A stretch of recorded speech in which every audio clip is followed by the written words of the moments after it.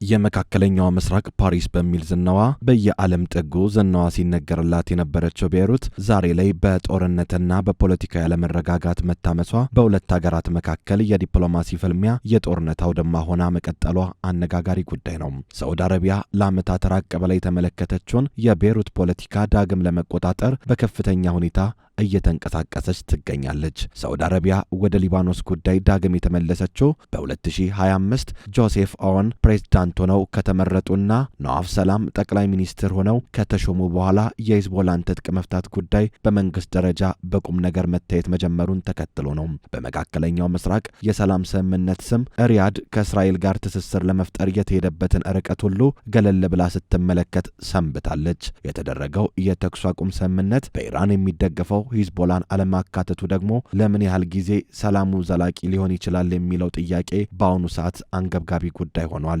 ከዓመታት በኋላ በቤይሩት ሰማይ ስር አዲስ የዲፕሎማሲ ሽታ እየነፈሰ ይገኛል። የሳዑዲው አልጋ ወራሽ መሐመድ ቢን ሰልማን የንጉሳዊ ቤተሰብ መልእክተኛ ልዑል ያዚድ ቢን ፈርሃንን ወደ ሊባኖስ ልከዋል። ይህ ጉብኝት የይስሙላ የዲፕሎማሲ ጉዞ ብቻ አይደለም ይላሉ ተንታኞች። ይልቁንስ ሪያድ ከ35 ዓመታት በፊት እንደ አውሮፓውያን አቆጣጠር በ1989 በሊባኖስ የእርስ በርስ ጦርነት ማክተሚያ ላይ የነበራትን ቁልፍ ሚና ዳግም ለመወጣት ቆርጣ መነሳቷን ማሳያ እንጂ።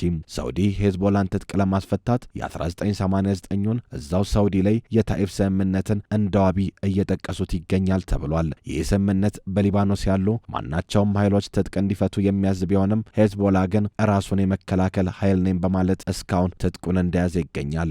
በዓለም ላይ መንግስት ያልሆነ ነገር ግን ብርቱ ኃይል ሆኖ በቁጥር አንድነት የተመዘገበም ነው ሂዝቦላ።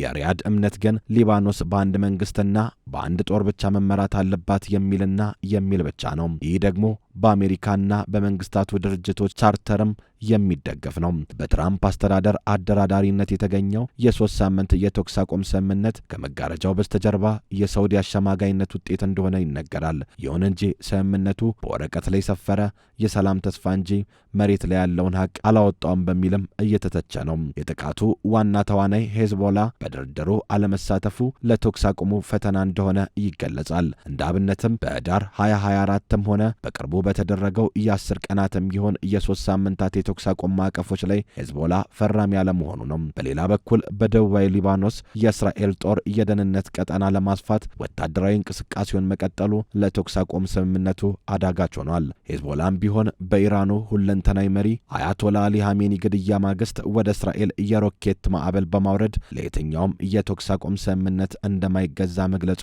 ሳይረሳ፣ ሌላው የኢራን አብዮታዊ ዘብ ጣልቃ ገብነት ደግሞ ጉዳዩን እየበለጠ ያወሳስበዋል።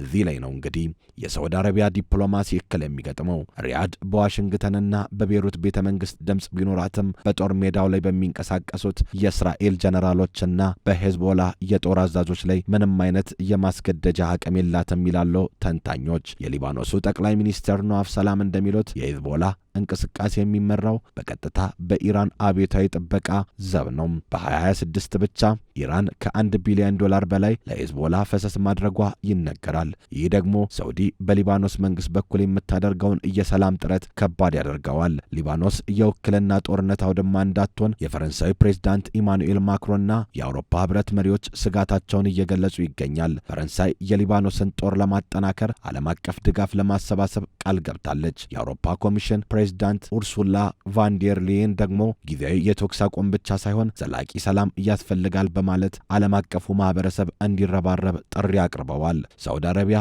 ሊባኖስን ወደ ቀድሞ ሉዓላዊነቷ ለመመለስ የጀመረችው ጉዞ እጅግ ፈታኝና መሰናከል እየበዛበት ነው። የ3 ሳምንታት የተኩስ አቁም ስምምነት ሊጠናቀቅ ቀናት ወደ ኋላ እየተቆጠሩ ይገኛል። የተኩስ አቁም ስምምነቱ ፖለቲካዊ መዋቅር ካልተገነባለት በፍጥነት የሚዘጋ የሰላም መስኮት መሆኑ ሳይታለም የተፈታ ጥሪ ሀቅ ነው። የሳዑዲ ግብ ሊባኖስን ከጦርነት ቀጠናነት አውጥታ በራሷ ውል መደራደር ወደምትችልበት ገለልተኛ ሀገርነት ለማሸጋገር ፖለቲካዊ የጸጥታና ኢኮኖሚያዊ ሽፋን መስጠት መሆኑ ይገለጻል። ሆኖም ይህ ሽግግር በተኩስ አቁሙ የጊዜ ገደብ ውስጥ ሊሳካ መቻሉ አሁንም ትልቁ ጥያቄ ነው በሚል ተንታኞች ስጋታቸውን ያስቀምጣሉ። በፈረንጆቹ 1982 የተቋቋመው ሂዝቦላ በዚህ የተኩስ አቁም ስምምነት ውስጥ ካልተካተተ አሁንም ውጥረቱ ከትላንቱ ዛሬ እየከፋ ሊሄድ እንደሚችል መረጃዎች ይጠቁማሉ። Israel wants peace with Lebanon, and Israel wants security for its citizens.